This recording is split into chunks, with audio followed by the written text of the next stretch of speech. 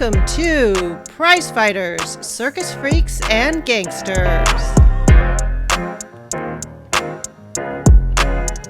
I'm Greta. And I'm Jamie.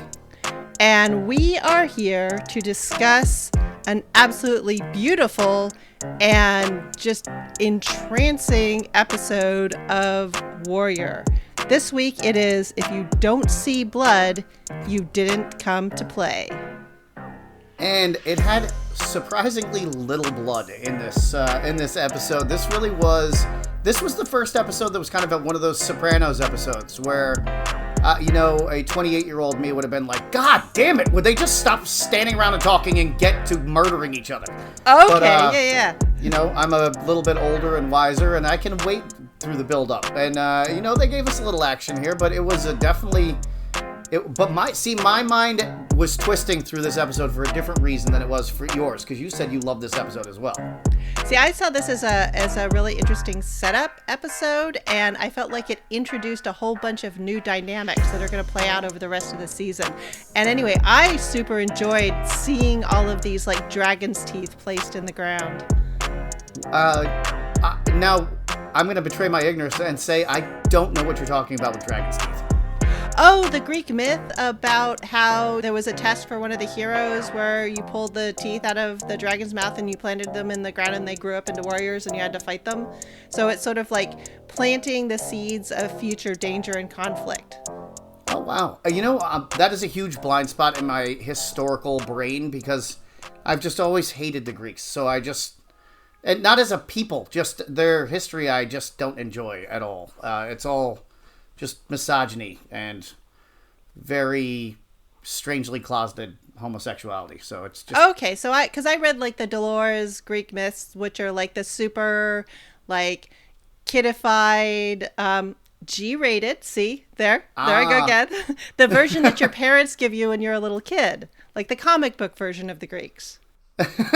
Yeah, so before we dive into a really, like for me at least, like heart-wrenching cold open, this episode was the first one where I really started to click in to like, oh, here is a director within this series who has a very clear visual style, and I think I recognize it. And so the director for this episode was Loni Peristere. Okay. Can you guess what episode they directed just before this? It certainly wasn't the last two because the transitions were totally different, and I noticed that. But I couldn't begin to guess what is Chinese boxing. Ah, interesting. Like, the whole like comic book graphic novel thing that was like getting me in that one. I started to I was like, I think I'm seeing this again, and so I went and checked, and it's the same director. I was like, aha, they are putting their stamp on this series. It's really, really interesting to have different episodes directed by different people through a similar storyline. It gives you a richer perspective, I think. You're getting a wider array of ideas about what's going on. Well, and I think different directors are going to have, like, different strengths. So this director seems to do a really good job with people's faces.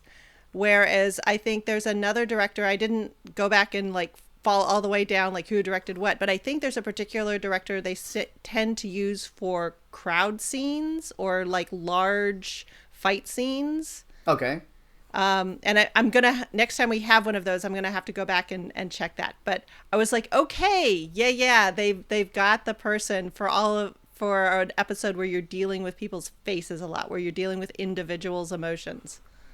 I also noticed there was a lot more dumb man shit in this one, where it was like dumb macho man shit. And I was like, yes. What the fuck? Like, this is written by a female. The showrunner's female. I guess it's the different director because the way the men act is different now. Like, everybody's a little more puffed up in this episode. I'm sure you noticed it way before I did.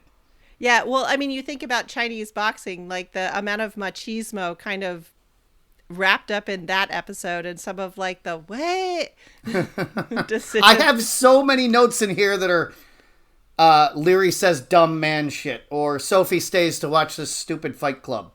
Like, it's like it's really, I even wrote my notes differently for this episode because of the way it was directed. It was very funny. All right, so let's start off with sort of the dun dun dun cold open on this one. And it's the aftermath of that really tense, emotional brawl, attempted murder in the O'Hara household. And you just, Lucy and Bill's marriage, we're like, oh, they're so sweet. Aren't they funny together? And that just, it's exploded and peaks and valleys with these two. Yeah, and all the sharks are like frozen death. Yeah. Oh my God, this man, he really sees the highs and lows of every moment, O'Hara, but he sets up his life to do that. Yes, because, you know, they're back there, the cops are showing up, they're taking the family away, and, I mean, Lucy is so feckin' mad. I mean, the Irishness, anger. Yes.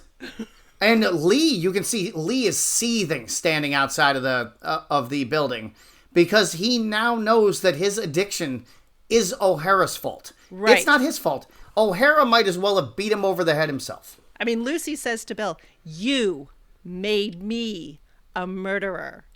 Yeah, because she was a vicious beast in that we really went from a history of violence to, I'm not sure what the feel of this one is yet, but it really was more like The Sopranos.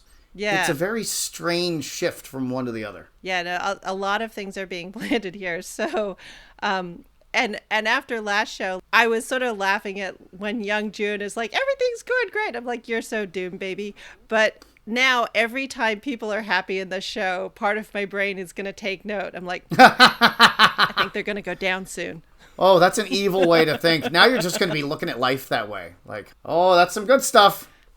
That person at the lottery. I really try to, yeah, exactly. I really try not to, but I have faith in this show that they won't do that every time because that's lazy writing. Yeah. It's kind of like on those home shows where you figure out which home they're going to pick because of the order in which they show them.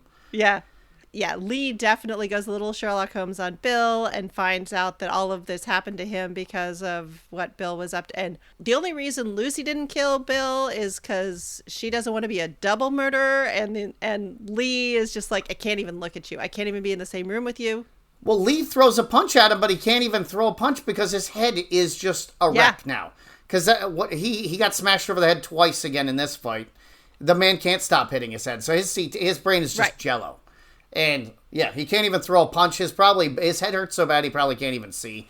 And so he staggers out the door. A wreck. So Lee is not making good decisions. Sophie, we find out, is also making terrible decisions as well, but for entirely different reasons. Yeah, so the Western saloon scene was really cool here because everything was by candlelight. Like it was almost like Johnny Tremaine style. They had these little dishes with a little curly Q handle on it so that you could walk around with a little candle. So everything's really dim. I really enjoyed this scene. Plus the styles of dress were so varied. It was great. Oh yeah, and Sophie's doing her like, I'm a bad girl. I'm taking you to a pub. We're going to the naughty side of town, or the Irish side of town, you know. Yeah, she's bringing this he's a broad-shouldered aristocratic dude, and when he's standing next to Leary, they're roughly the same size. Yeah. So, but he thinks he's a tough guy, but now he's walked into the wrong side of town, and he's going to Sophie. I think we've come to the wrong place. Yeah. We made a wrong turn somewhere. Yeah, because he's from the class that exercises for fun, for enjoyment, whereas Leary's the kind of guy who works. Yeah, and at this time, I just want to remind all of my personal fans in particular that for guys like this, lifting weights would not have been something you were doing in order to gain a lot of muscular mass. Because people at this time, the richer they were, they wanted to be slim. Like that whole Lord Byron look was really in. So people were very bird-chested. Right. So the richer they were doing a lot more like long-distance events, rowing. That's why you see rich people doing crew and shit like that. It's because they wanted to have a long, lean physique and not like a burly laborer's physique. Right, because they did. They looked at sort of the bunchy muscles of a laborer and are like, oh, well, if I look like that, you can tell I work with my hands. Ew. Yeah, and then that for the same reason, and because it was fashionable to have a heroin addiction, they all were very pale. So you didn't want to have a suntan because then you looked like a laborer. Although it did become popular for the rich who would go like for summer jaunts. That wasn't until the 20th Oh, okay. century. Okay. Yeah. And this is another thing about the bonnets and everything, that like women still wanted to look super pale. Tanning didn't come in, I think, definitely not until after World War One, and I think not until after World War Two. That's interesting. The Nazis actually did a bunch of research on irradiation and its effects on athletic performance. Uh-huh. And that I used to go tanning before I lift for that reason. It does give you energy, like tanning before you try to work out. Oh, so it does some body chemistry, something. Yeah. Yeah, so that must have played a role in it. It was a big thing in Germany to go tanning for a long time, but it had been for a long time. Yeah, they had lots of beach resorts and gyms that were on the beach. Okay. Just like Muscle Beach. Like that the whole thing started in the North Sea, if you can believe that. My God, who wants to go in the North Sea ever? Well, that had to do with the physique you got, because when you were a farm worker, you looked like Leary. But once you started working in a factory where you just stood still and did sort of fiddly shit a lot, and you were indoors, you looked pale and scrawny and terrible. And so now the way you could be rich and opposite is you get lots of fresh air and lots of exercise. And so that's also behind the whole Muscle Beach thing. Ah, there you go. So we find out that this guy is a rugby player. So he's probably a little bit of a badass. And that's where we get the name of this episode, which he says to her, if you don't see blood, you didn't come to play. So he's making out like... Yeah. She starts ribbing him a little bit. She's like, oh, but what about your pretty face? You know, I bet your dad doesn't like it. And he does it might surprise you, but I don't do everything my father says. Yeah. And she comes back with the best line. That would surprise me. Yeah. Yeah. Oh, so sweetly. Yeah. Oh, so I was like, this guy, he's not going to fight for her because... the wife he wants to run the parties and political campaign or business dinners that he wants, he's like, I would just end up fighting with you. He's like, she's scraping him off, but he also is ready to scrape her off. Yeah, he doesn't want to be in this bar. And then she takes him out back to go see a fight, and he's like, but this isn't a sport, there's no referee. And then you hear she says a bunch of tough guy shit about, yeah, well, that's what makes a tough guy. And then Leary shows up and says more tough guy shit. It's ridiculous. It is the most ridiculous thing ever that has ever been spoken. Well, I was calling bullshit on Sophie. I'm like, I bet Sophie doesn't understand this. Like, she thinks she's all being, like, wild and rebellious, like somebody who, like, stole her mom's cigarettes, and she's, like, puffing on them but doesn't know how to smoke. She's like, yeah, there are no rules. Nah, nah, nah. And I'm like, no, Sophie, there are rules. You just don't know them because you don't really know this world. You just think you do. Whereas I saw Leary doing his thing. He just has a head full of pheromones. And he's acting like a dumbass. Yeah, he's totally acting like a high school dude who just put his varsity Letterman's jacket around the hot girl at school. And he's like, what are you doing talking to my girl, bro? Oh, you think you're tough, bro? You want to fight, bro? Oh, you don't want to fight, bro, because we're not going to play with rules and you're just a little bitch. It's the dumbest thing that... When it tests the true metal of man and a bunch of other blah, blah, blah, blah, blah. Oh, yeah. No, that was, that was stupid man shit, but it fit the scene. And Sophie's doing the, they're fighting over me. Yeah. Yeah, and, I don't think that... I mean, so I grew up in an era where the UFC was in its dark years, so we watched this thing called Pride, which was much more violent. But there was no MMA schools around, so we all used to just get together in the park, my friends and I, and we would teach each other moves and stuff, and then spar and stuff, because we liked to fight. And that type of fighting, and then going and doing martial arts, and you've done martial arts, fighting because you enjoy punching and kicking and, getting hit and stuff like that, is very different than trying to hurt somebody on cobblestones while you're both drunk for other people to bet on. That's an entirely different thing. Those two things don't... So when he's talking all that shit, it's like, fine, yeah, you know what? Cool. I'm a house cat and you're a lion. Guess what? I'm going to live to be 22. You're a fucking idiot. Well, and it also sort of struck me, or at least, again, so I sometimes do a lot of headcanon in these shows, is that, normally Leary has these pretty well-regulated fights. They fight and they have their unwritten rules and whatever. But the fact that he's letting this guy continue to pound on him on the ground, like, the fight's over. Everybody knows, like, what money they're going to get. Why is he letting this extra violence happen? And it's because he's got his head up his ass over Sophie and playing, jealous boyfriend. Yeah, doing his whole tough guy shtick. Yeah. Also, just as a guy who likes to fight, I will say that sort of posturing would not happen in real life out of a guy who was like Leary, because he would not have been in any way, shape, or form intimidated by that guy. He would have been amused by him, and he would have thought he was a cute little man. It would have gone very, very differently, which is why I knew that the director was different. That's when I started noticing the transitions afterward, because I was like, this fucking guy never would have said that. Like, it just never would have happened. I took it as Sophie has gotten into his brain so much that, like, he's lost his chill. He's lost his cool. And then there's also the class distinction in there, like, oh, well, maybe Sophie is going to go for, like, this high class guy. Like, I think he loses his chill is how I took it. Oh, all right. Well, maybe that could be that would explain his confrontation with Assam that we're going to get to, but I still I'll still maintain my position. I am happy for you to do so. Yeah, but we can both agree that Sophie just used that man for a ride. But anyway, though, we see the pheromones get thrown around hard, and we have a beautifully lit sort of 90s, more suggestive than normal sex scene. I'm like, so there's, like, again, people are happily having sex in this show finally. Yeah.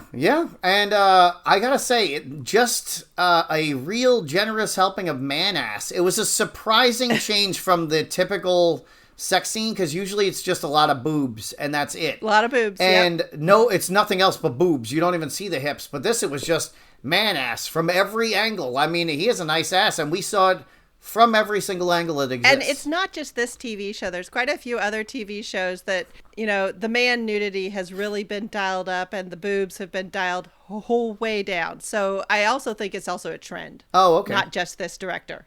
Well, because there's so many romantic novel subplots, it may be that they're just pushing again for, the ladies. Yeah. The ladies are enjoying that ass. And I mean, personally, I enjoyed his ass as well. I don't think... Yeah. I mean, if he was a little bit older, he wouldn't even need a colonoscopy next year. But, because, we got a good look. But... But once again, the waxing trade is surprisingly vibrant in 1880s San Francisco. He is hairless as a baby. Anyway, he's got a great fucking physique before, too. I think he might have the best body on the show, honestly. But they definitely have to get married now. Like, they were alone together. They sort of did the other thing together, and now they have to get married. And she's probably pregnant now, so But anyway, so we move from the romance novel to The Godfather with Mai Ling. She's doing her best. To Shark Tank. We move to Shark Tank. I was saying her best Michael Shark Corleone. This man. She's diversifying she's diversifying the ill-gotten gains. I felt like it was more like somebody went to a bank teller for a loan and it turned into Shark Tank that they didn't want to participate in. Yes. Okay. I'll buy that. Like, they went to a teller and then they had 3 tellers and they were just like, no, I'm going to give this person money. And then they were just like, all right, so now I own 40% of your company. We're going to send people over with the paperwork, and thank you for doing business with us. So, we have guns. Did you see the equivalent of Mai Ling picking up the Coke and rubbing it on her gums scene? Did you notice it? I did not. So when she's going through and she's inspecting the laundry, there's that piece of lace that she pulls out in fingers. I did notice that, yes. Okay, and so that's her saying, okay, people with expensive shit are sending it to this laundry, and they are doing a good job with it. So she was like, this place has the pure shit. Oh, so that's why. So, because that was really nice lace that she picked up. And because this guy just wants like what, $100 for a loan or $300 for a loan. Yeah. So he can expand because he has this perfect spot. And she says, no, I'm going to give you $1,000 for 40% of your company. That's where I really felt like it was Shark Tank. Yeah. Because it's always a stupidly low amount of money for a stupidly high percentage of the company. And the people are like, yeah, that sounds fantastic. Except this guy's like, no. I just want the 300, please.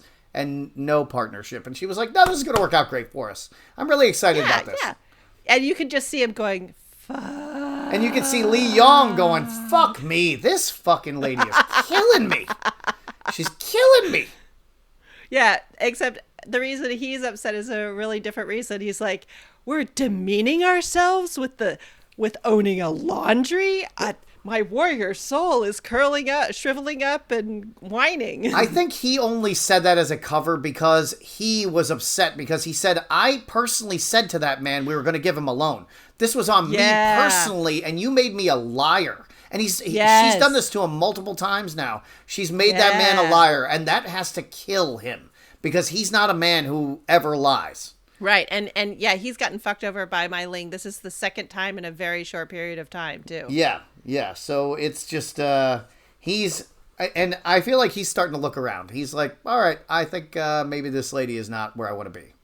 I could see him jumping ship to Assam when Assam's doing his thing. Yeah, I definitely see him starting to send out his resume real quietly to some other shops, having coffee with a headhunter somewhere on the DL. Yeah, he's going to tell Chow, can you just let Assam know that as soon as both Junes are dead, I'd like to work with him, please. Yeah. That would be nice. Thank you. Yeah. Though Mai Ling's little speech about I know what it's like to have nothing. Mai Ling, it sort of sets up that Mai Ling and Atoy are working from this different type of powerlessness and this mortal danger they don't choose. They want to be seen as these warriors, and all the dudes are warriors, all kind of It's not just them though, it's also Penny. Yeah, but Penny is it, and Nellie Davenport's now in this doing this exact same thing as well. Right, but all the guys sort of have a little bit of that Klingon element. Today is a good day to die, and the women are somebody else always chooses the day we're gonna die. We have no say in that. Yeah, while I do accept that, I don't feel that the ethics violations really balance out in the end.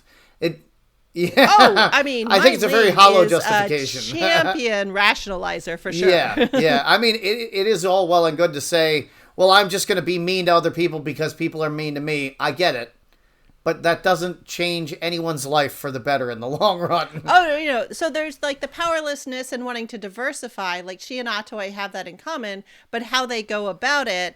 Yeah, one of them is I'm crafting this complex plan of many layers, and I'm going to be clever about it. And Mai Ling's I'm diversifying. Fuck you. So what?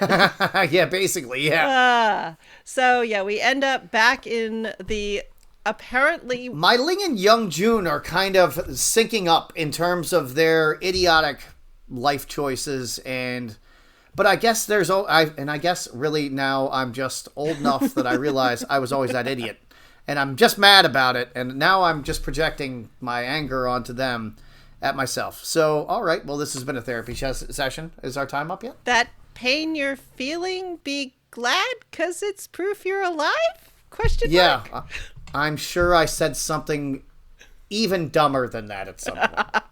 Many times. While bleeding.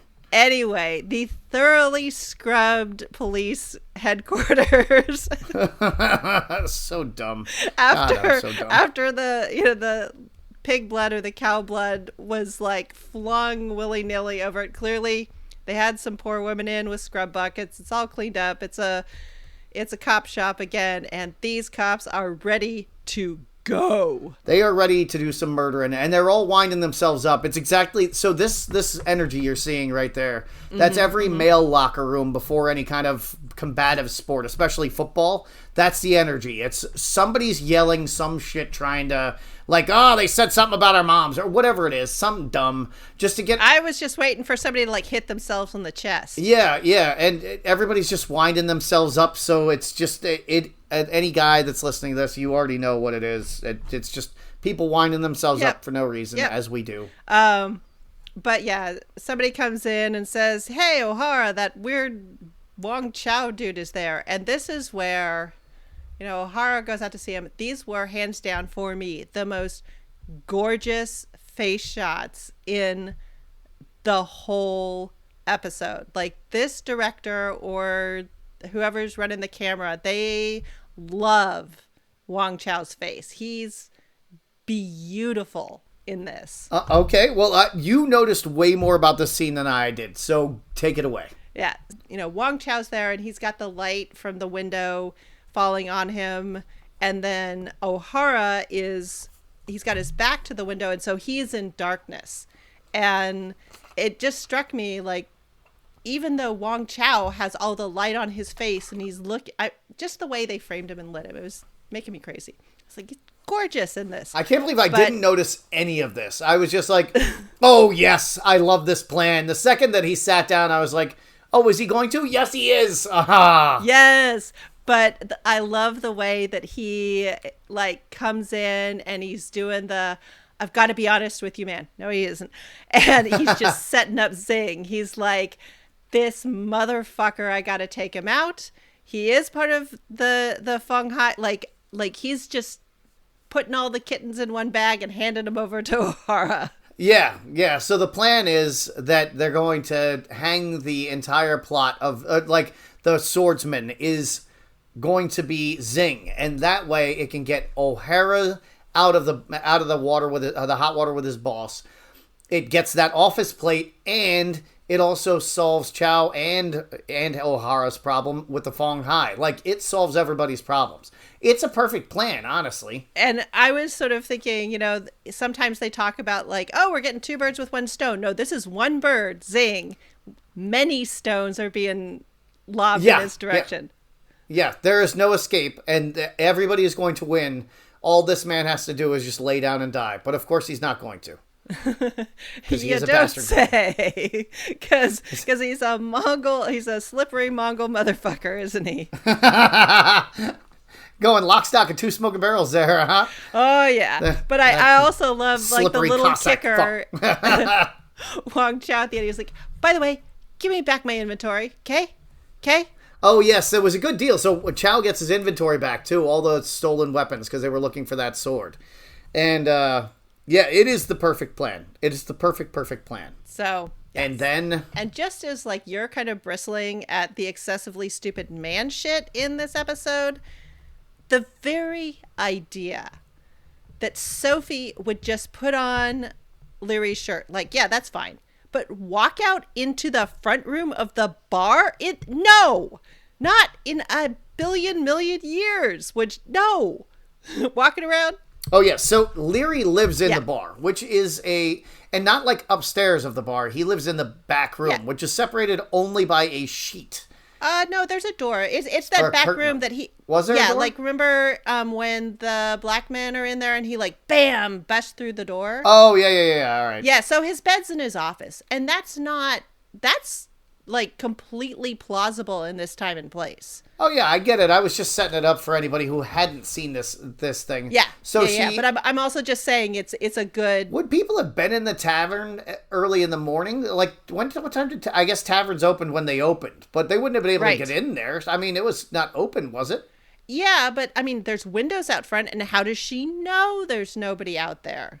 Oh, okay. So, I didn't even know that was a consideration. I don't know what goes on. It is wild how little I think most men know about how unpleasant it has been for women to just be alive.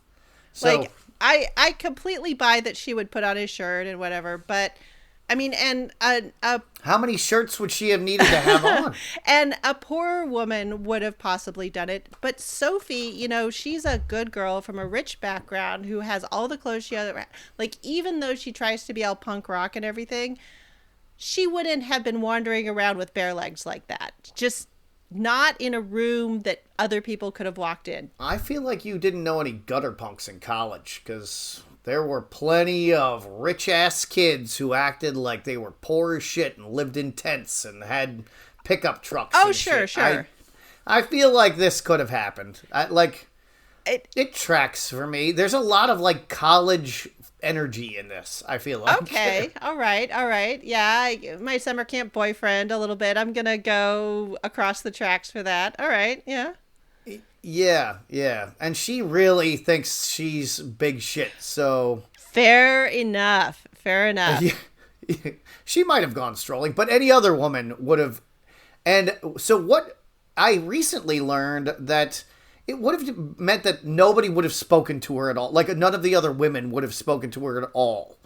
At all, right? So she basically would have been ostracized by everyone. Right. Like the women of her own class wouldn't have spoken to her because, well, now she's a slut. And if you speak to a slut, then that says something about you. So just speaking to her, being like seated next to her might ruin your reputation. And then, of course, the poor women wouldn't speak to her either because who does she think she is tromping down into our neighborhood with her hoity-toity airs? So yeah, she would have double isolated herself. Gotcha. Yeah. And then she would have been like that lady I read about who just ended up living in a shack all by herself. Right. Yeah. Yes. But this is heightened reality, slightly altered. But then again, other than Penny, we never see Sophie speaking to a single other woman. So, yeah, who knows? Well, and also, she is dating Leary, and he'd tear the spine out of any person who spoke ill of Sophie. So, like the Predator. So, and then he would tack it to his wall and just say nice things to Sophie, please. And that would... I think she's confident that problem would be solved immediately. That's true.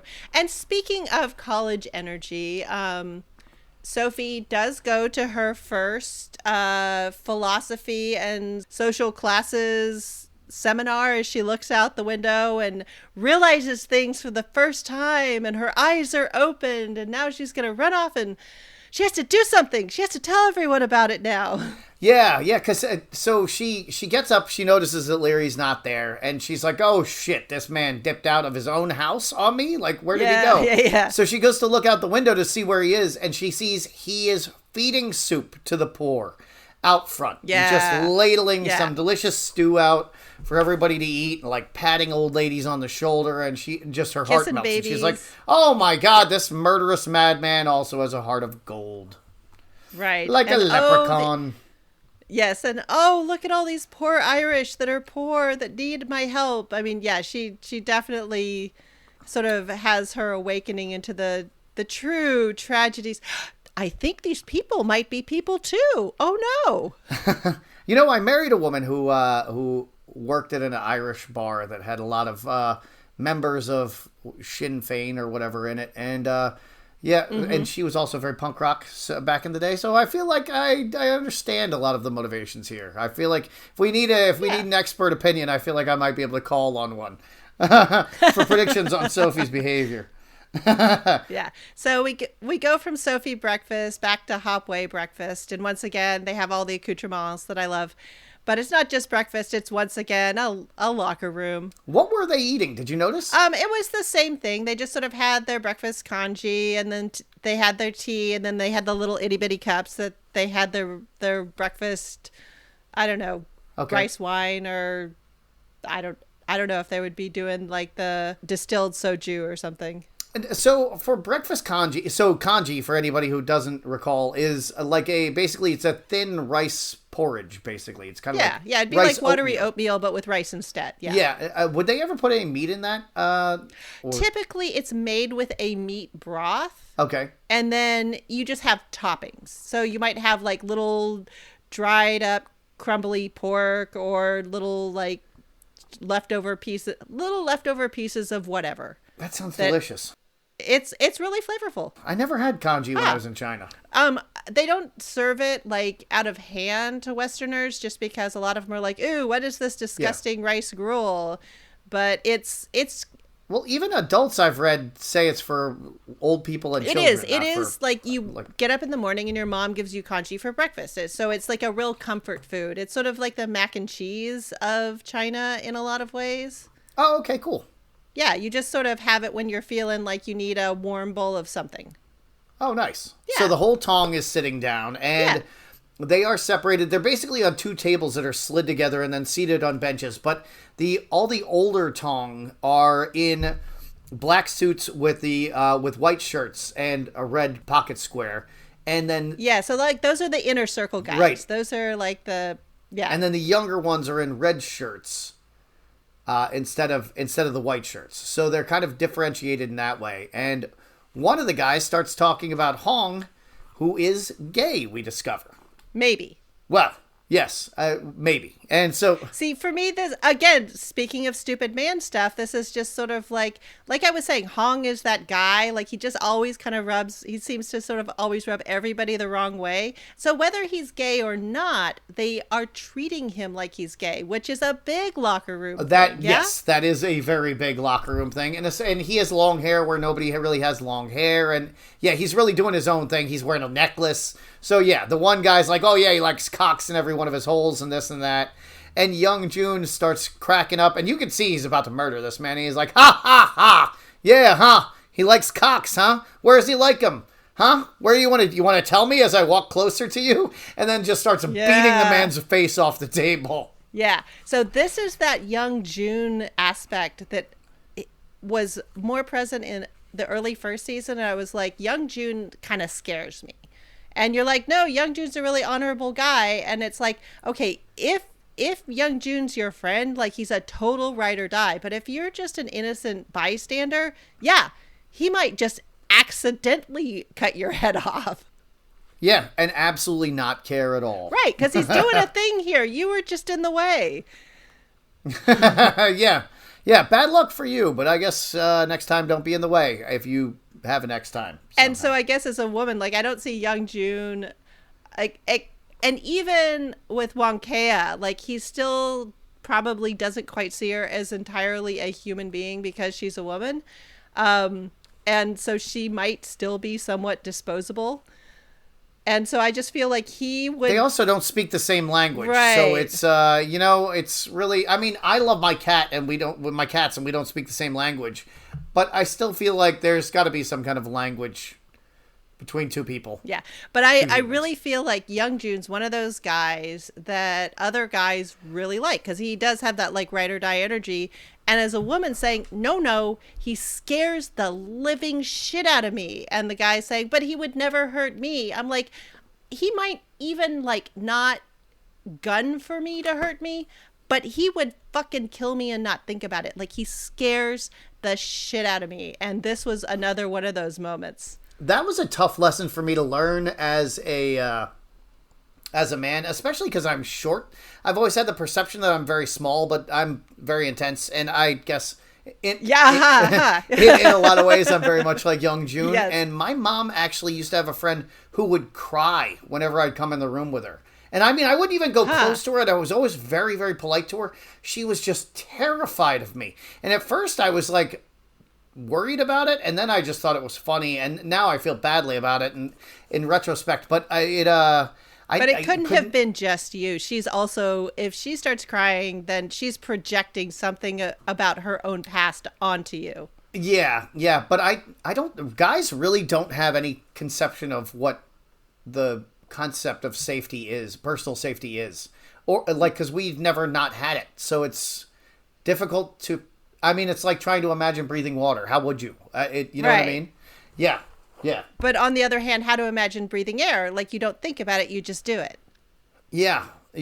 But yes, it's for any guy who doesn't already know this, and maybe any guy who's not married, safety is always number one with women. And so when you're one of those guys who's like, I don't need to wear my seatbelt, you are not going to get laid as a result of that because you are making yourself unsafe and thereby making everyone else unsafe who relies on you for safety. You're an idiot. And I was an idiot for a long time. And I just, the public service announcement there. Yeah. and so that's really the thing about young June is like if some woman said to like her boyfriend or like her protector or whatever, it's like this young June guy like kind of gives me the eyes. Like, I don't know what you're talking about. It's like, just understand how they know that young June sees them as a woman as just disposable, an insect. And there's definitely different varieties of it, but it's just he's given off that energy. Right. So we get to hear everybody's favorite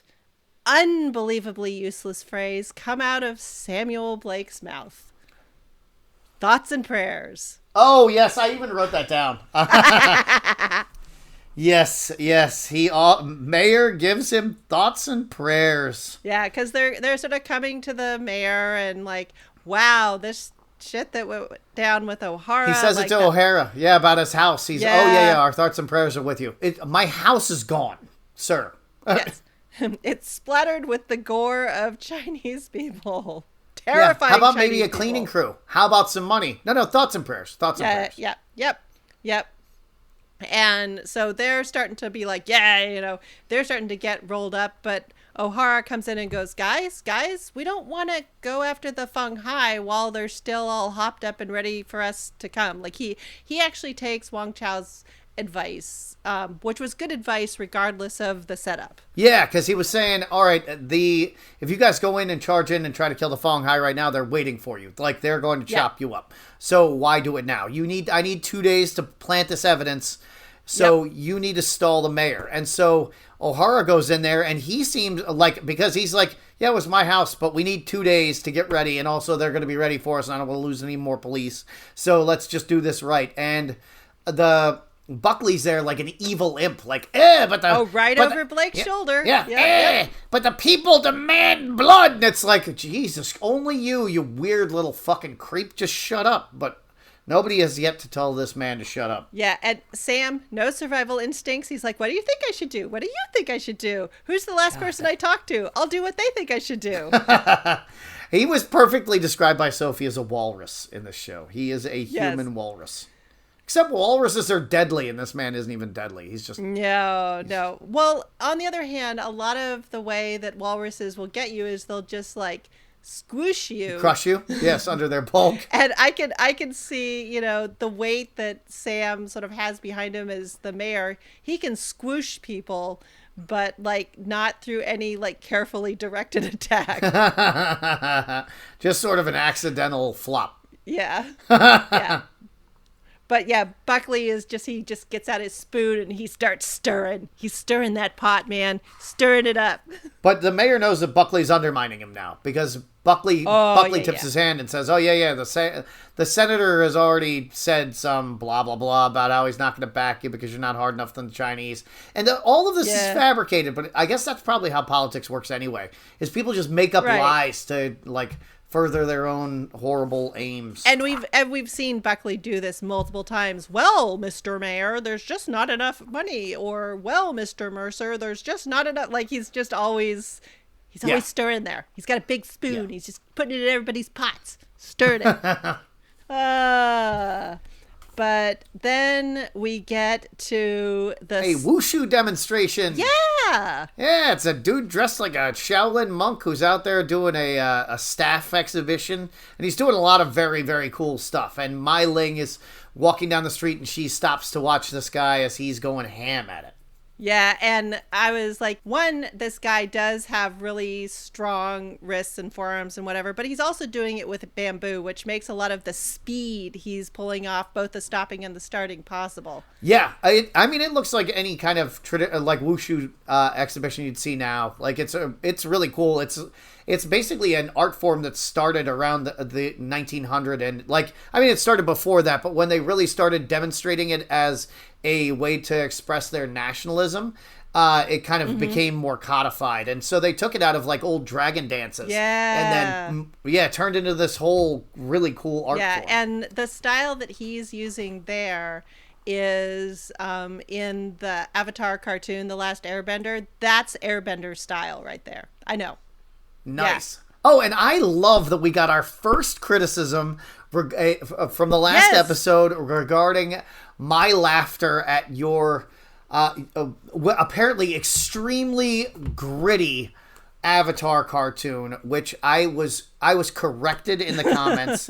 It is clearly for adults because a couple of the episodes were too risque for Nickelodeon. Yeah, no, there is a lot of death. If it can't be shown to very, very small children, then it must be for adults. And I have been pwned. Yes.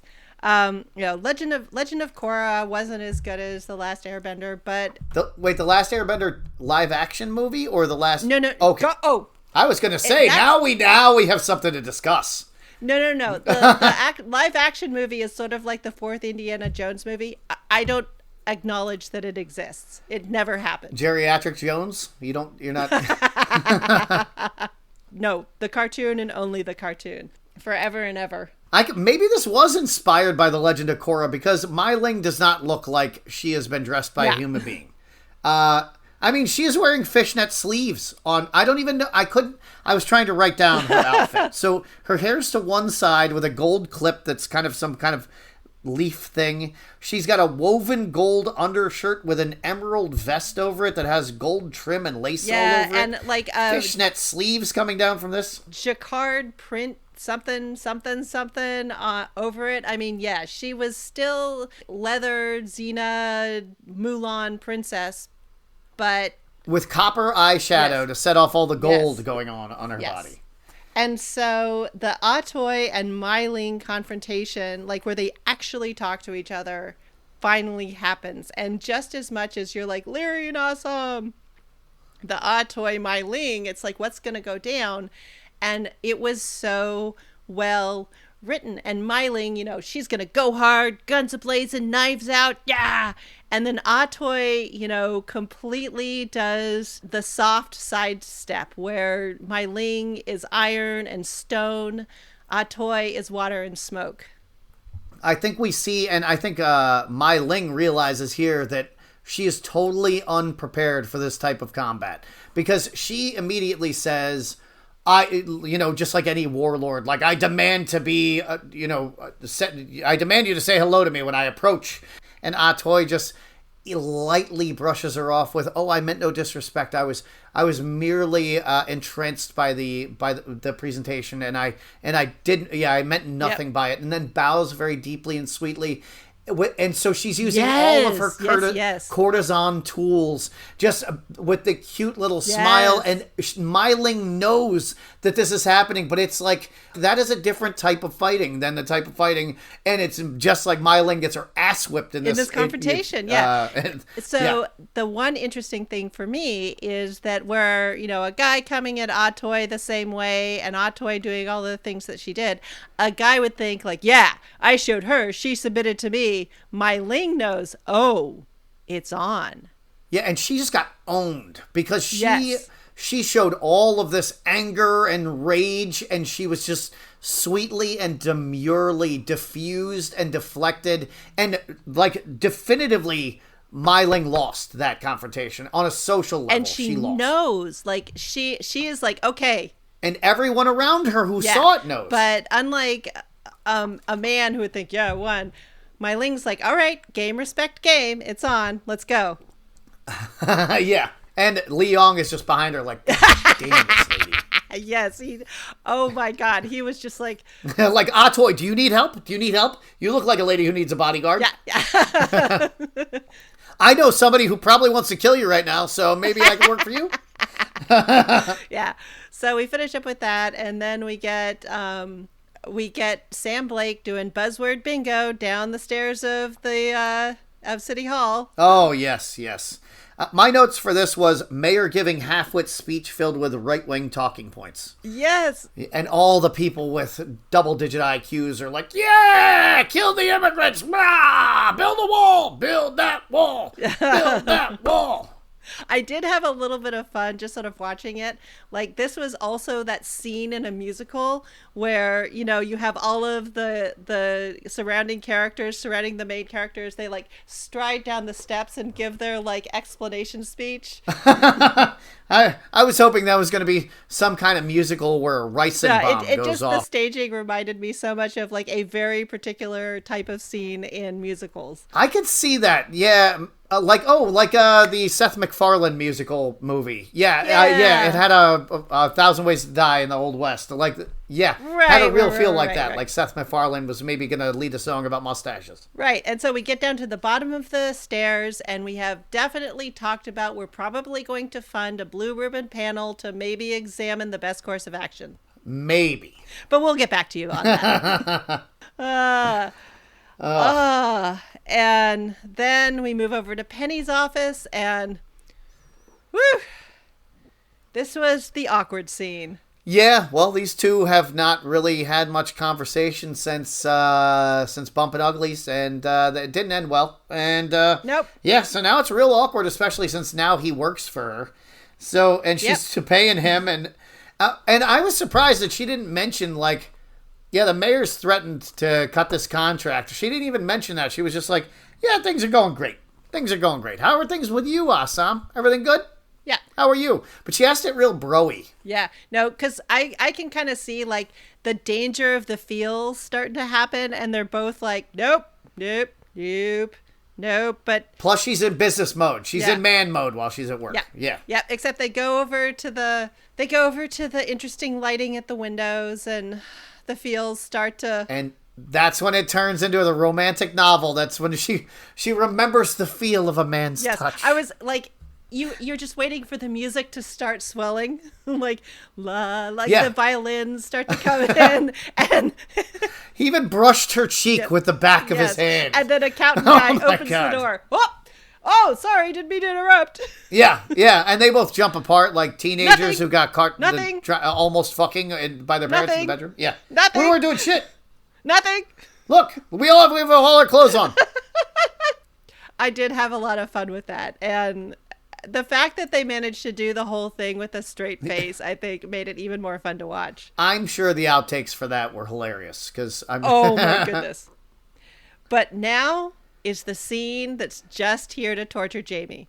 Oh yes, Assam and Leary square up. Oh yeah. Well, so this scene is not here to torture me. Okay. What I was saying was that Leary just was doing a lot more tough guy shit that I don't see because like Assam's being the cool guy. These two are squaring up in front of Penny's factory, and Assam is the cool and relaxed guy with his hands in his pockets. Right.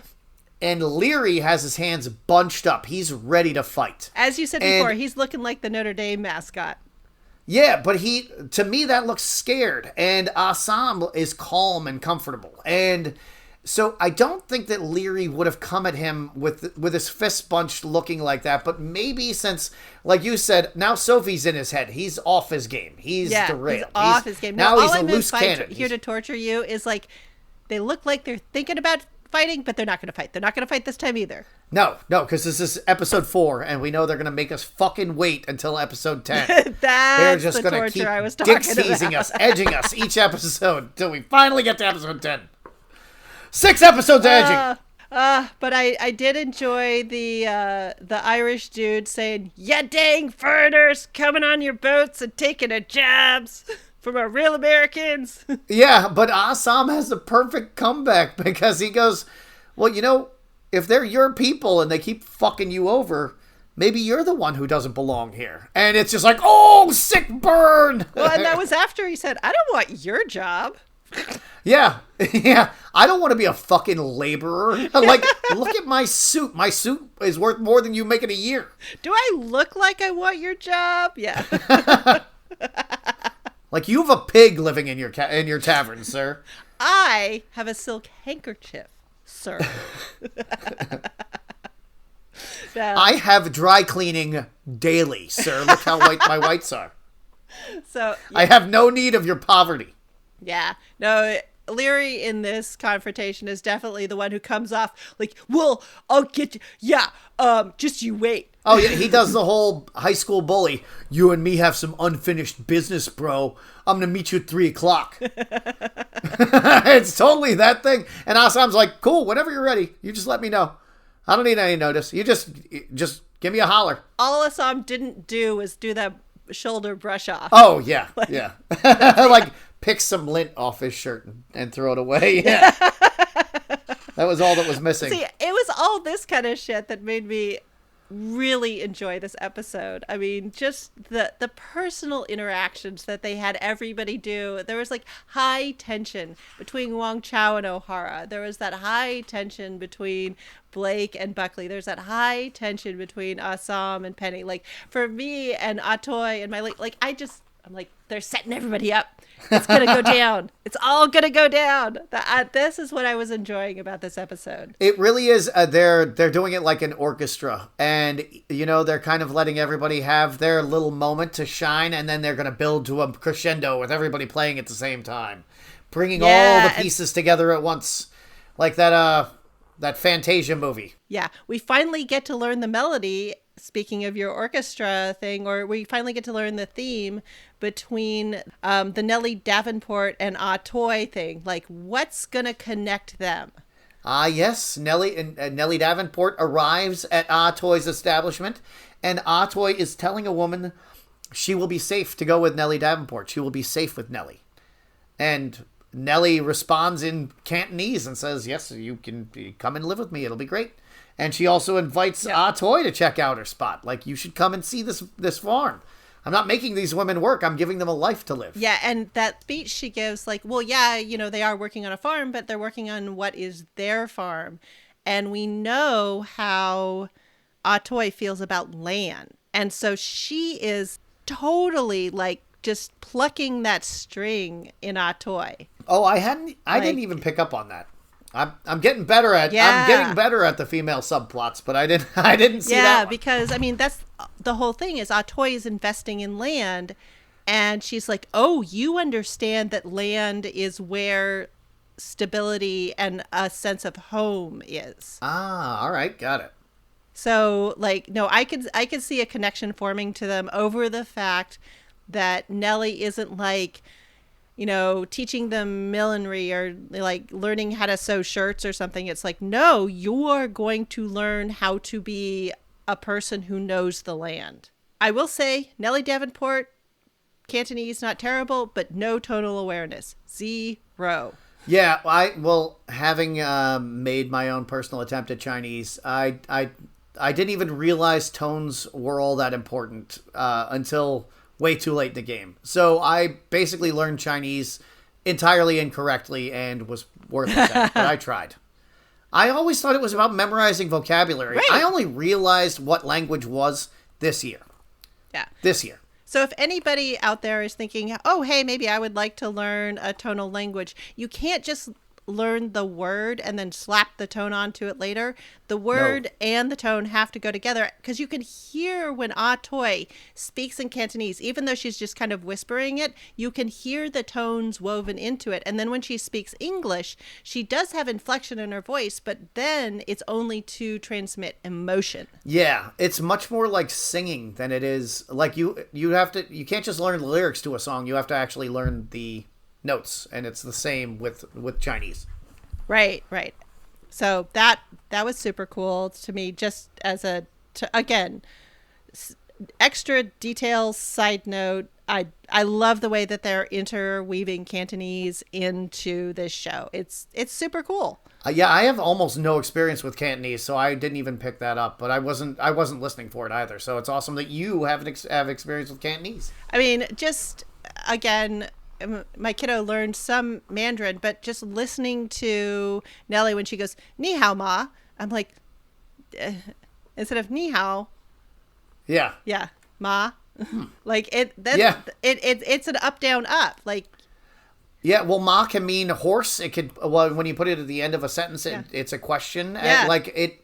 I mean, it can mean mom. It can mean anything. Lots of things. It just depends on how you say it. Yeah, and the way she just says it flat like that, I'm like, that doesn't mean what you think it means. But everybody's like, yeah, okay, no, whatever. No, but you have that hope that they can figure it out from context. Okay, but we get back to Sam and Penny's wonderful marriage. Yes. Penny versus the mayor. She is just she basically skins this man alive and then puts him in the sun and is like, how's that fucking feel, buddy? Because she's just listing all the ways he has fucked his campaign up. He alienated the industrialists who backed him by taking this very hard, weird stance against the Chinese, which was not his own personal position. No. Or the position he started with. No.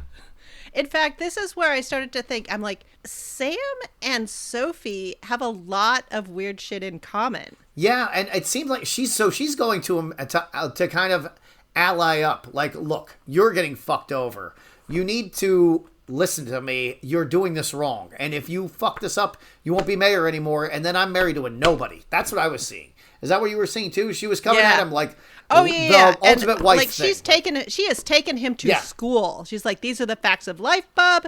And instead of going, oh shit, I'm in trouble. Thanks for like getting my head out of my own ass. He's just like, now I'm just gonna be petty. Yeah, I don't want to hear from you. What do you know? It could have been, oh my God, I finally have somebody to help me fucking figure out how to beat Buckley.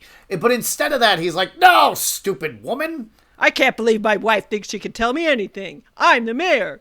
I'm going to listen to this crazy-ass crippled man. Yeah. Yeah. And like I said, no survival instincts. Oh, yeah. Penny gets him. She totally backs him into a corner, which was smart on the one hand, but also she is playing with fire because she is a very small woman who is now backed a bear into the corner who, like you said, or a walrus into a corner, who can crush you just by accident.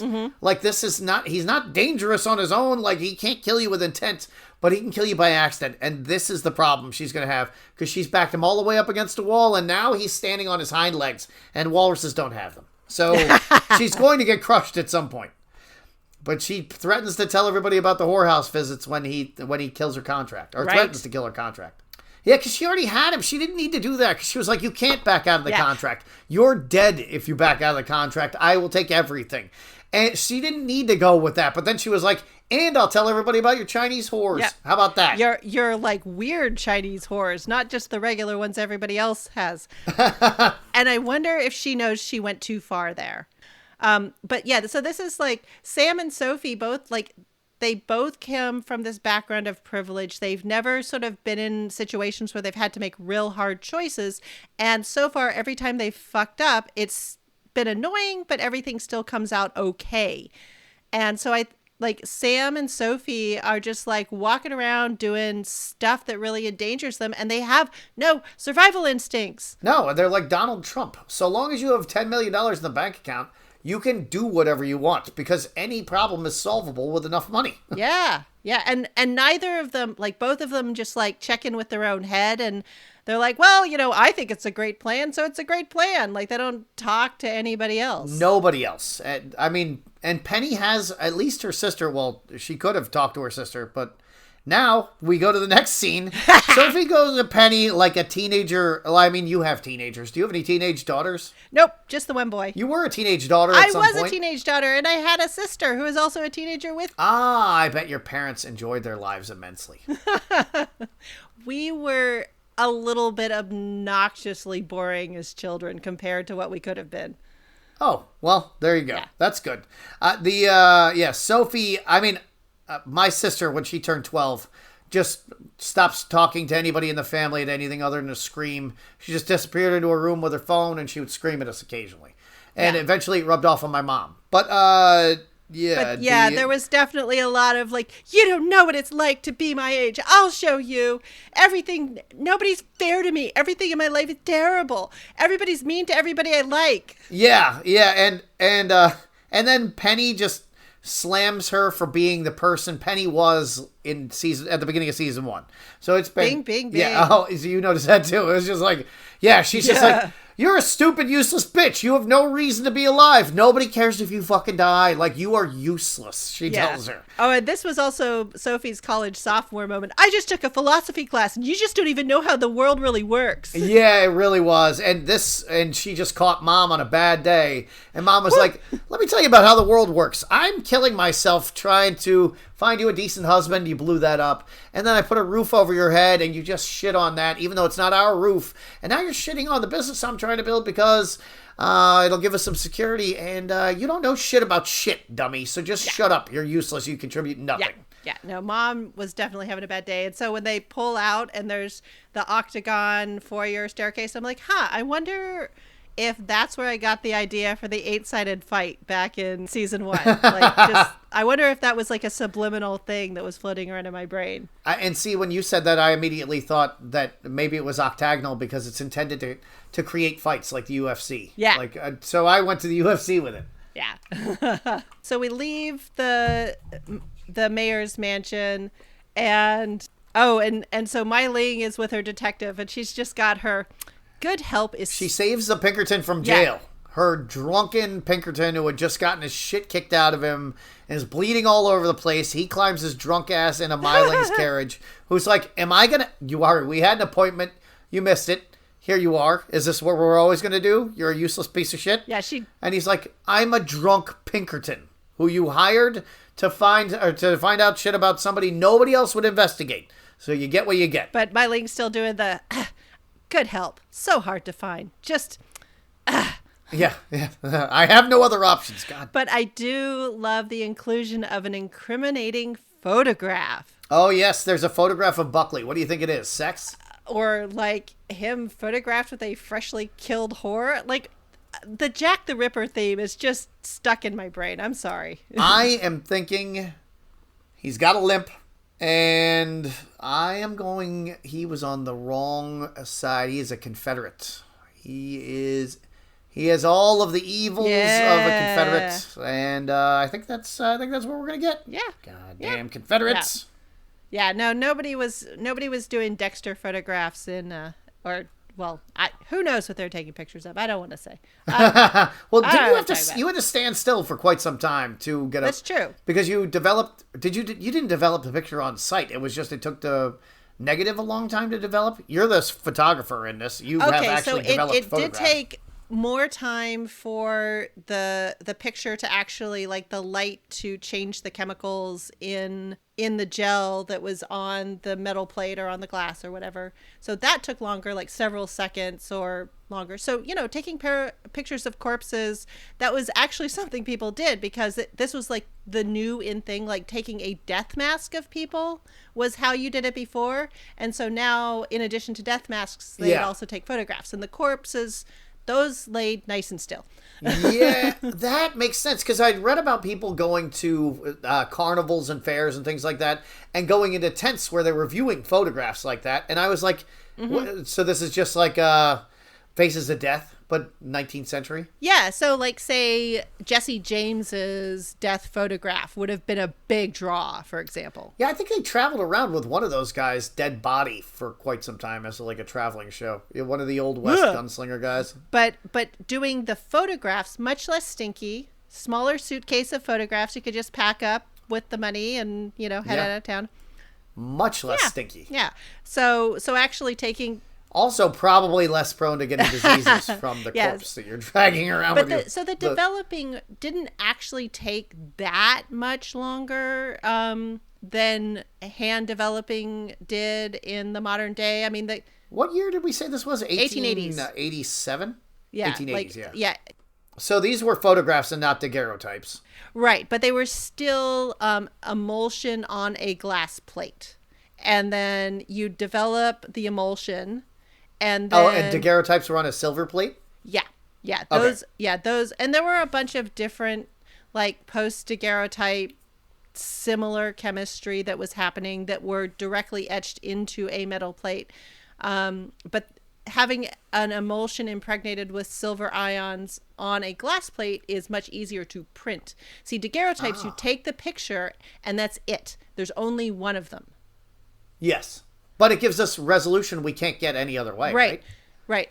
But even these early silver ones, because they were like these large format negatives, they'd be like 5 by 10 inches or 8 by 10 inches or 4 by 5 inches. Like they were big fucking negatives. And so you have all of the silver in emulsion on a glass plate. And so you take the picture, you expose the silver to light, it turns dark.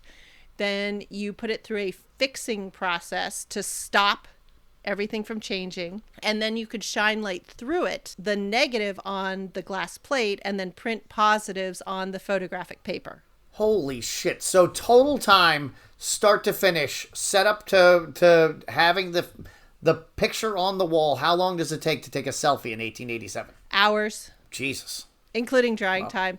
And then don't even get me started, like how much time it took. Like these photographers were chemists because they were hand making their own emulsions to spread onto those glass plates. So nobody's...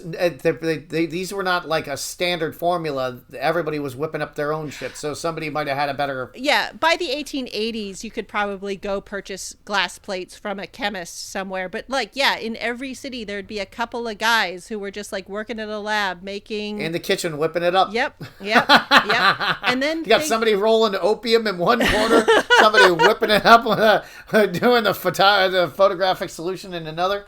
But then they would also have to make the photographic paper as well. Okay. And so you would take for a long time, they weren't using wood pulp paper. They would have to use rag paper because you're impregnating this paper with different solutions. And a rag paper isn't going to start to disintegrate when it gets all wet. Okay. I don't know anything about rag paper. That's a really heavyweight paper, like something you would use for a... It's all of the paper in the whole damn world before we started making paper out of wood pulp, which didn't happen until the second half of the 19th century. Okay, but what is rag paper? Okay, so what you do is you take your clothes and then you wear them to death, and then you sell them to poor people, and then they wear them to death, and then you turn them in and you pound the ever-living crap out of these bits of rags until you can start to smoosh these cotton and linen fibers together and then treat them with a bunch of chemicals, and they become stiff, and probably add some other stuff to it, and that would be your rag paper. And this stuff is incredibly durable. It's a pain in the ass to make, but compared to making parchment, it was a breeze. Wow. And that's why we didn't have very many books, because it was a pain in the fucking ass to make paper. Right. And it wasn't until like the Pulp Fiction novels happened, because they were Pulp Fiction because we were making them out of wood pulp, and it was shitty paper, but it was cheap. Yes. And it smells so good. God, I love that shit.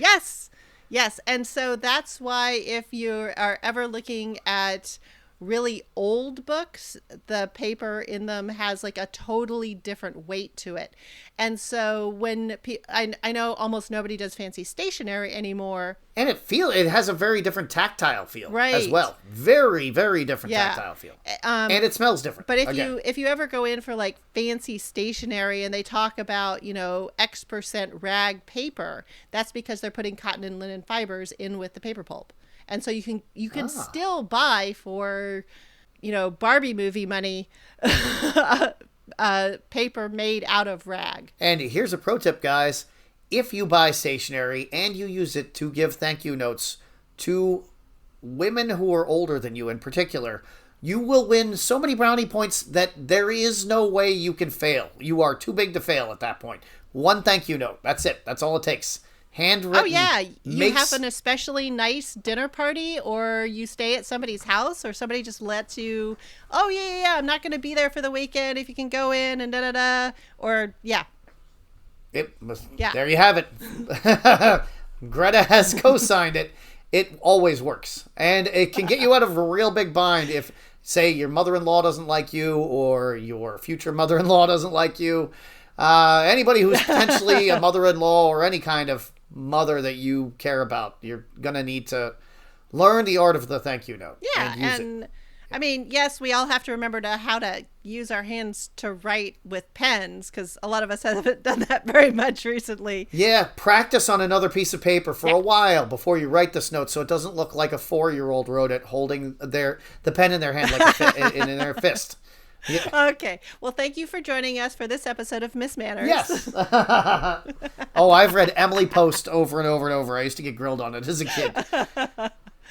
All right. But anyway, speaking of finishing schools in Emily Post, Sophie goes to bomb the factory. Yes, but before we get to that, we have sort of a fun mirror moment when...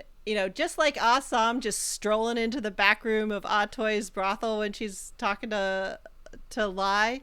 This time, Larry's in his secret meeting with his dudes, and Sophie just strolls in. Hi. Oh, yes.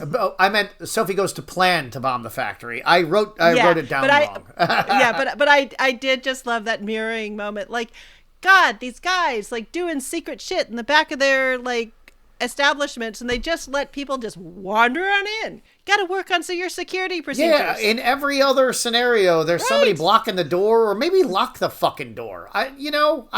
use the brain that's in your head. I mean, lock a door. To be fair, the guy who was probably guarding the door in this case, Sophie just went up to him and went blink, blink, blink, blink, blink, blink with her big eyes. And he was like, oh, okay.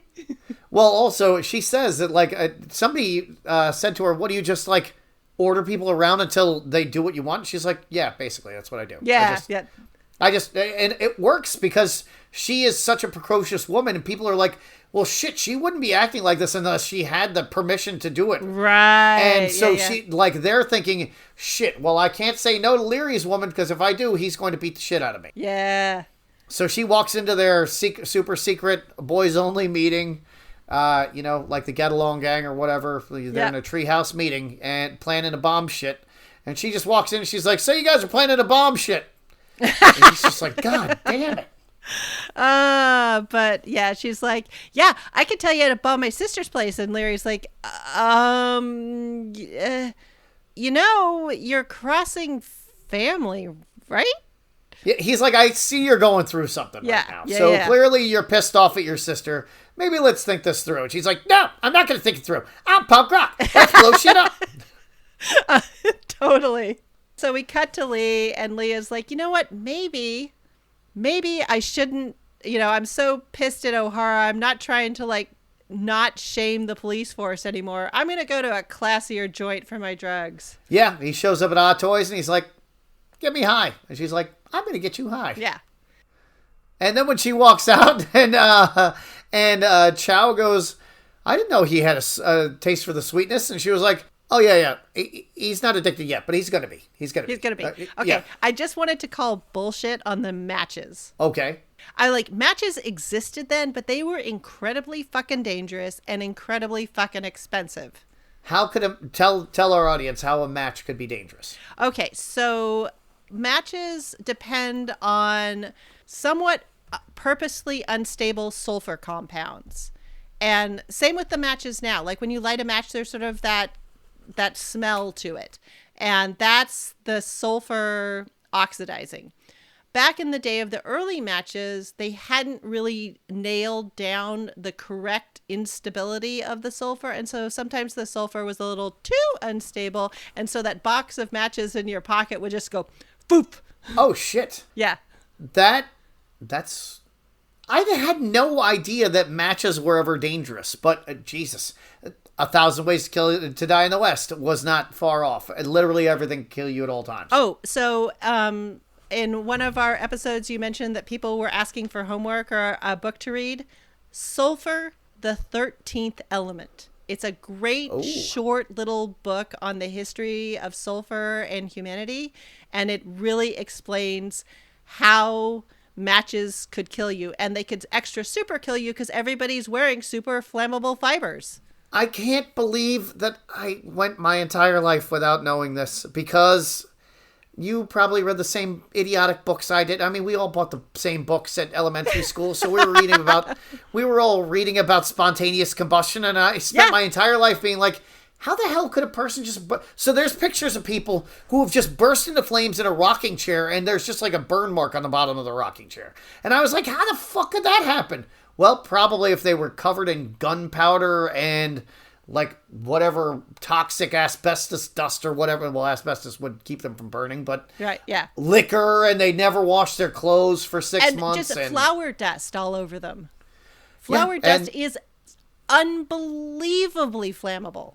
It's explosively flammable, yeah. You can blow yourself up making bread flour. Yeah, if you get a bunch of it in the air and there's a spark somewhere, the thing that will fuck you up the fastest, aerosolized non-dairy creamer. Like if you just have a big cloud of non-dairy creamer, that shit will blow up. All right, Anarchist Cookbook 2.0. Let's get the billionaires. Somebody grab the coffee creamer. Yeah. So, yes. Not going to be billionaires for long.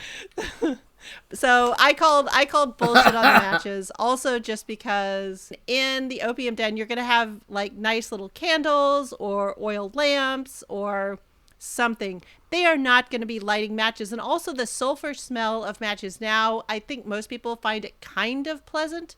The sulfur smell on the earlier matches was not pleasant.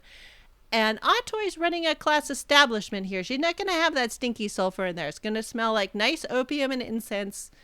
Damn it. It smells like the devil. Yeah. The devil. So, you just have to call bullshit on the matches, but also a short detour into spontaneous combustion. There you go. Okay, so while you were busy being pissed off about the matches, I was going, look at Toy's fucking eyeshadow and eyeliner. And yes! I know that's weird for me to be yelling about and banging a book about, but you guys don't know. You don't know what this lady had on her face. It was the coolest shit ever. So now she's still dressed all in blue. It's kind of a riff on the last outfit, but this time she's got blue eyeshadow and a ring around her eyes with fucking electric bolts coming out of them in silver. It is the dopest thing ever, and her eyes are ringed in silver. Go ahead. Yeah, and they've like drawn leaves on there with this silver, and the dress sort of like she looks like she is part of a flower. Like the dress kind of has this flower petal vibe to it. I mean, she looks like she's emerging out of flowers with flowers on her face and flowers in her hair and flowers on her eyes and flowers on her dress, and yeah. But it's not like... Or she's like Cyberpunk 2099, like some kind of Venus Flytrap gang member. Yeah. Kind of, she leads a gang called the Venus Flytraps. That's what she looks like. There you go. Yes. Yes. So, and then we get a little bit of fun banter back and forth between Wong Chao and Atoy that I had missed. Hey, I'm about to do something incredibly stupid. Atoy says, you want me to talk you out of it? And Wong Chao's like, no. Come on. Yeah, I need your help. I need your help. Yeah. Come get in on this anti-Zing plot. Yeah. And now she's got a way to get out of being the swordsman, which when they're looking down at the sword and she says, this is stupid, I think my interpretation of that was she was looking down like, it was fucking stupid for me to use this sword as a murder weapon when it's the only one of its kind in this entire city. Like, after Chow's explained to her, like, they're looking for a swordsman because they tested every weapon they could, and they know what kind of weapon you have. And she's like, oh, that was stupid. But then she's also thinking the plan's stupid. Yeah. Because she's afraid Zing is going to kill them all. Yes, because she's like, if this doesn't work, Zing's going to come kill me, and unlike so many other ways women tend to die, this would actually kind of be her fault. Yeah, but he's like, don't worry about it. He'll be dead in 2 days no matter what happens. It'll be cool. Yeah. He'll be dead in 2 days. It'll be fine. I'm like, yeah, 48 hours is a long time to live. It will amusingly not work out, and I just can't wait to see how that happens. Yeah, I mean, we've all seen The Purge, and she has to do 2 back-to-back now. Yeah. So there's a mysterious scene with Chow in the rain, and he goes and looks at his baby mama, and we have a little angsty angst. Yes, he's making some kind of preparations for the kid, but we don't know what. Yep. And then, bang, we get back to Sophie, who proves how little scope she has, how little imagination when it comes to how other people might see the world. Don't worry. Nobody knows about this tunnel because when I was a little girl, I didn't tell anybody and it was super secret. Oh, but you skipped it. O'Hara went home to an empty house. Oh, that's true. That's true. His wife has left him. His partner has left him. His house is empty. It's cold. It's dark. There's rain and his coming blood's through the spattered ceiling. still. Yeah, this is a... O'Hara went from last episode, he got laid. He gave his wife jewelry. He's eating roast beef every night. And how far the mighty has fallen. Kablamo. Yeah. And he doesn't even have any kids around to, like, scrub the boards. He's going to have to clean it himself. Yeah. Smashed cut to Sophie skipping through a fucking sewer going, this is the way to get to my... A sewer in the 19th century. No thanks. I don't think it was a sewer. I think it was part of... a lot of these cities were sort of built in 2 stages. There was the original city that's, like, down lower, and then a lot of fill comes in because it's a city on a hill, and then you sort of build the new city on top of the old city because San Francisco burned down and got crushed by earthquakes a couple of times. Yeah, and that's how you end up with that weird place in England where half the people live underground in a bridge situation. Sort of like that. Or like in Seattle, they have like the underground Seattle where like they raised the city like an entire story when they put a bunch of fill in. And so I think that's what's going on here. It's not a sewer. Gotcha. It's like the old city that got kind of buried and flattened in a series of rebuilding and earthquakes and fires and everything. So yeah, no, it's not a sewer. Well, in what I guess now is called an archaeological event. But yeah, she's like, since I was a kid and only I knew about it, obviously nobody else knows it. I'm like, oh, Sophie. So no. Yeah. No. He's like, maybe we should go scout it. No, I'm sure it's fine. I'm like, ugh. Also, what is Leary? Leary, you know Leary is whipped because he has now brought his girlfriend on a bombing run. That he went from the baddest man in the IRA to he brought his girlfriend. Yes. In the wrong shoes. Like she's in skirts. Like if you're going to bring your girlfriend on a bombing run, at least she should be wearing pants, right? Put her in some bloomers. Do something. Yeah. Do something. Anything. Anything other than what she did. Anyway, the pheromones... She did everything but bring a fucking parasol. Yeah. No, the pheromones are all the way up in his head. Like, he has no judgment left at this point. Yeah, I think I just keep assuming these characters are older than they are because, like, everybody's lives were way harder, so they didn't live as long.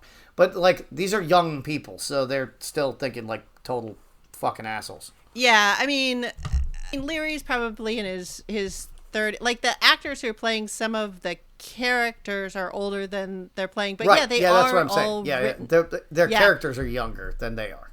Yeah, their characters really are written as, like, Sophie is, like, maybe 20. And realistically, Leary's in his late 30s. But, he's got some hard miles on him. I figured he'd be in his early 30s or something, or mid 30s, something like that. But you think late 30s? Possibly, too. Yeah. Something in there. It's all speculation. Yeah, exactly. That's true. And so... Yeah. They immediately get caught. Hatchets start going in the backs of the guys with Leary, and Leary has to then protect his girlfriend from her getting hatcheted by the men who are just trying to protect this factory for her sister. Just the ways in which Sophie is a bitch in this, it's amazing. Yeah. She's the 8-sided bitch. And so they managed to clear out the guards. Leary clumsily, hurriedly, sloppily sets off the charges. They run down the tunnel. Kablamo. We outrun an explosion. I can't wait till that fucking trope stops. I hate it so much. Do you hate it? Oh, yeah. But in this case, there actually was We've lived through so many goddamn outrun well, explosions. Though in this case, they were outrunning the enough. fuse. Like, there was time on the fuse. True. Yeah. But still. And they actually did fuck up their hearing. And I thought the way that they did that was pretty cool. The stunned eardrum effect. Oh, yeah. I enjoyed that. Yeah, that was pretty cool. But yeah, the jump away from the explosion, over that. No. It's not how that works. No. We've had enough. Yeah. But yeah, now Sophie's been radicalized. She has. She's fighting for the common man. She's saying all the shit that, I mean, we've been to college. We've met the college anarchists. We know how they work. Some of us may have tried on a shirt like that for a second and gone like, what am I wearing? What? It happens.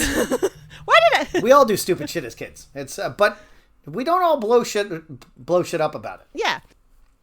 But Sophie's definitely entered that stage what one of my favorite authors calls seduced by the hard decision.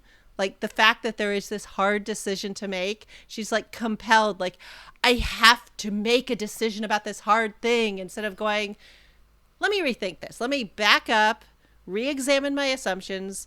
No, she's walked herself into a corner and decided she has to make a hard decision. Well, she really just wanted to impress her boyfriend and get back at her sister at the same time. I don't think it was that deep. That's true. Yeah. She's a teenage girl. She was mad at her sister who said, you are nothing and you contribute nothing to the world. She was like, oh, really, bitch? Watch me level the playing field. That's what she did. Yeah, she did girl hold my beer. Yeah, exactly. And to just remind us that she is a teenager, even though like all of this horrible shit has gone down and it's going to have all these repercussions on all these people. She's just like, look at what I've done to myself. Yeah. Look at what you made me do. Yeah, she is definitely thinking about all of it in terms of herself for sure. Yes. But, that's her character and it's It is. And teenage teenage women exist all over the place. Because, yeah, teenage boys are not self-centered at all. I am not suggesting that I was any better in any way. My thought was that I feel sorry, like I was just being a jerk. When men clap back, we're just trying to get a good shot in. Rock you once, we'll go get a beer. When women clap back, there is no beer. You're not getting a beer because I burnt your house down and I drained your bank account and I made sure you're never going to have another penny again. Like, you got to watch what you say to a teenage girl. Yeah. They will, they'll get you. It's true. And it partly has to do with some of us having read enough romance novels, because if you decide you're not going to be the apologizing girl, or you're done being the apologizing girl, it's because if you don't go hard, especially in a lot of the media we consume, then they think they can just come back and fuck with you. So you have to bury them and then run your car over the grave. Yeah, well, I wasn't suggesting it was wrong. I was just saying, men, watch yourself when you're talking to a teenage girl, because she'll fuck up your life. Yeah. As Sophie showed us in this thing. Yeah. Oh, and that's the thing that always cracks me up about like these 40, 50, 60-year-old guys who think they want to get with teenage girls. It's like, if you get the one who's decided she's not going to be apologizing girl anymore, you will not know. Like, this is our emotions. You don't know. Like, you outgrew that shit a long time ago. Why do you want to be back with that? Yeah, every guy I know who was like, oh, you're not going to have kids? No, I'm not. And you want to know why? Ask yourself, sir. Ask yourself. Every story you've ever told me, that's why not. We don't need to have that conversation ever again. Doesn't matter what gender or whatever. Kids are a nightmare. I know, I was. I love the people who forget that they were children once, too. I think they just want us to be miserable, too. Yeah. Oh, you get 8 hours of sleep every night? No. Let me help you with that. Now, I want to tell you why my skirt wasn't completely blown up by this episode. Okay. Because there is a prequel to this show, and it is called Copper, and it stars Tom Weston Jones, man. Yes, Mick Tarini. Georgia Jawline. Yep. Yes, it is set in 1864. It's a BBC America show, set in 1864. Now, his name is slightly different. His name is Cochrane, I believe. Okay. And he is an NYPD cop, an Irish cop, just before the Civil War. So I think after this, he goes down to Georgia. That's where he meets his wife. And then he cuts out to Warrior after that. But the set design is better. The clothing is more accurate. The even down to, there's a scene at the very beginning of the first episode where somebody goes and dumps like a bunch of like food scraps in the street, and like dogs and people go to grab the stuff out of the street. That's like some 5 points action right there. Oh, yep. You are going to love this show. And when I say it is an amazing prequel, this show, I think, might actually be better. It might be better than Warrior. And I'm not saying better from an entertainment standpoint. I'm saying better from a historicity and also a theatrical standpoint. Okay. Plus, we can I really feel like we did this perfectly. And the Gangs of New York, Warrior, and the show all exist in the same universe. They're like, it's all one world. Now, I'll be interested to see, but because when you said copper and then you say it's leading up to the Civil War. So you've heard the term copperhead when it comes to the Civil War? I have not. Okay, so a copperhead was somebody who was in the North, or was they were against the Civil War, and then they said, hey, we should just like find a way to work things out with the Confederates. So they were like the apologists. They were sort of the appeaseniks. So in this, Lee and his friend's like an aristocrat. His dad's one of the richest people in New York City. And they are both Civil War veterans, and they're both like badly wounded. So that everybody in this show walks with a limp. And, okay, so this is like 1870 in Copper. No, it's 1864. Oh, okay. So it's boom, like at the very creaky end. Okay. So so it's the whole season is set up so it's going right to the election, and the election in 1864 happens in the last episode. Okay. And so they're both Civil War heroes, and he is now a cop who's been looking for his wife through the whole season. He's looking for his wife, and she's disappeared, and so he and his partner are scouring for this, and it's a cop show, so they're doing, like, they're solving murders, but at the same time there's a larger plot going on from Tammany in the background. And with the Civil War, like, they're afraid that there's going to be an invasion from the Confederacy. And so you learn a lot of the historical nature of the fact that we were actually running I didn't know this. We were running the blockade of the American South out of Montreal and like the Canada. That's where all of our ships were, and so I learned that in there. And so people are freaking out in the 5 points because they're afraid that the South is going to invade and they're all going to be murdered. And this also, like, interleaves with that other show, Hell on Wheels, which is about after the Civil War, the building of the Transcontinental Railroad. So, like, all on top of each other. Yes, we can mash this all into one universe and create a cohesive storyline out of the entire thing. I love that Lee is in both of these things, that though. Is and bonkers. It's 2012 that this came out, so it's 11 years ago. Oh, so he's a real baby face in this. Yeah, so, like, it even works well in the chronology because of how they age. Like, I really think we could do this. Yeah. Very cool. Well, let us go ahead and wrap this crazy episode up. And we will have to come back next week for, I feel like, there's a lot of angry in the next one because it's called Not for a Drink, a Fuck, or a Goddamn Prayer. Oh, all right. That sounds like it will be a feisty one. Yeah. I really have to wait all the entire week to watch the episode. Otherwise, I will watch it and then watch more episodes and then forget what episode I'm on. This show's amazing. But yeah, I think I'm also going to have to keep an eye on, some directorial styles because I think they're starting to come through. And if you match the right director with the right particular type of storytelling, you can get some really cool stuff out of it. Yeah, absolutely. And I think it might give us more insight into why the episode's told the way it is. So I'm going to do some more research into the directors and what else they've directed going into the episodes from now on. Yeah. All right. Well, where else can we find you on the internet, Jamie? I am on the Instagrams at Plague of Strength on Instagram, and I post every day awesome stuff about strength history, martial arts history, general history. I like vaudeville, and I do a lot of vaudeville history as well. And I'm actually working on a Misting Get post that I'm going to have out this week. It's going to be very fun. Yeah, yours is definitely the action-adventure of strength training genre. Thank you. I love it when you post on my stuff. I get so excited. Where can we find you? And you can find me still talking about the war and adventure age of America between 1776 and 1815, where we're being at war and pirates and fighting with the whole damn world. Ooh, so we learn about hardtack and the nutritional value of mealworms? Hardtack doesn't become a thing until the Civil War, but yeah, ship's biscuit for sure. Oh, okay. Well, did ship's biscuit differ significantly from hardtack? Oh, it was the same stuff. It was just a naming thing. Oh, okay. Excellent. It's what the kids are calling it these days, Ah, gotcha. Let's go. All right. So mealworms were present irrespective. Oh, yeah, forever and ever, amen. Source of protein.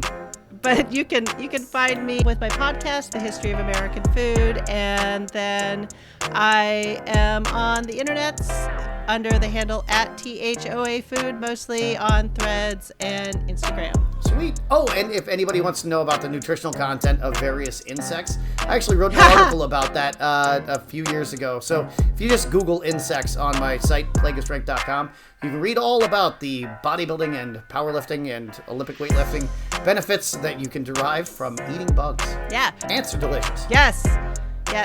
So look forward to talking to everyone next week and have fun with your homework. Sweet. All right.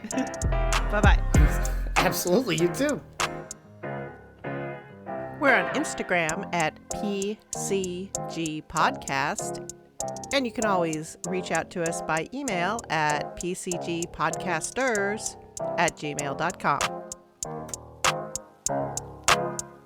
And you can find more dope beats like this one from royalraven.com.